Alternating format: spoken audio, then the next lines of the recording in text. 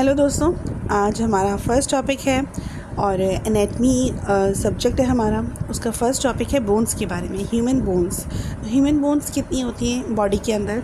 206 होती हैं। तो एनाटमी में हम बेसिकली स्टडी करते हैं लोकेशंस की, कौन सी हड्डी कौन सी बोन किस लोकेशन पर है बॉडी में, ठीक है। तो बोन्स बेसिकली क्या होती हैं? बेसिकली दे आर रिजिड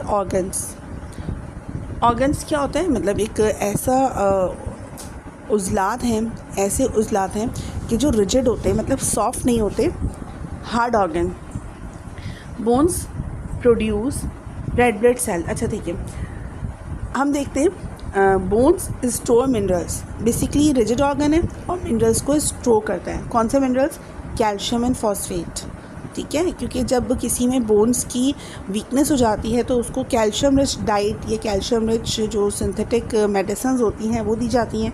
तो इट्स मीन कि बोन्स जिस चीज़ से बनती हैं वो कैल्शियम और फॉस्फेट कहलाता है। Bones are hard in nature obviously, और क्योंकि ये हार्ड नेचर की होती हैं तो ये बॉडी को स्पेसिफिक शेप देती हैं। आपने नोट किया होगा जिनकी बोन्स वीक हो जाए तो उनकी बॉडी का स्पेसिफिक शेप बरकरार नहीं रहता। जैसे कि बुढ़ापा है, ओल्ड एज है, उन लोगों की जब बोन्स वीक होती हैं, या ऑस्टियोपोरोसिस में औरतों की बोन्स वीक हो जाती हैं।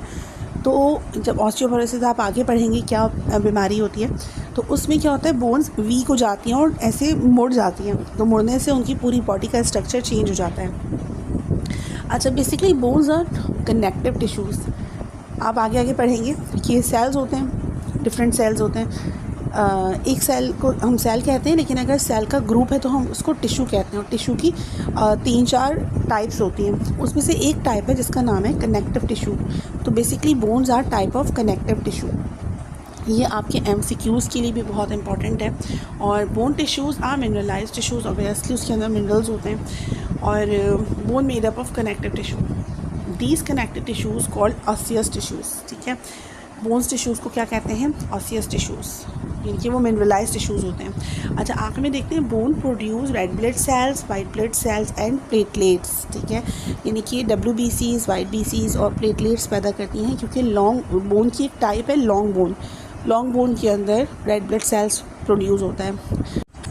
तो ये कुछ बेसिक बातें थी बोन्स के बारे में।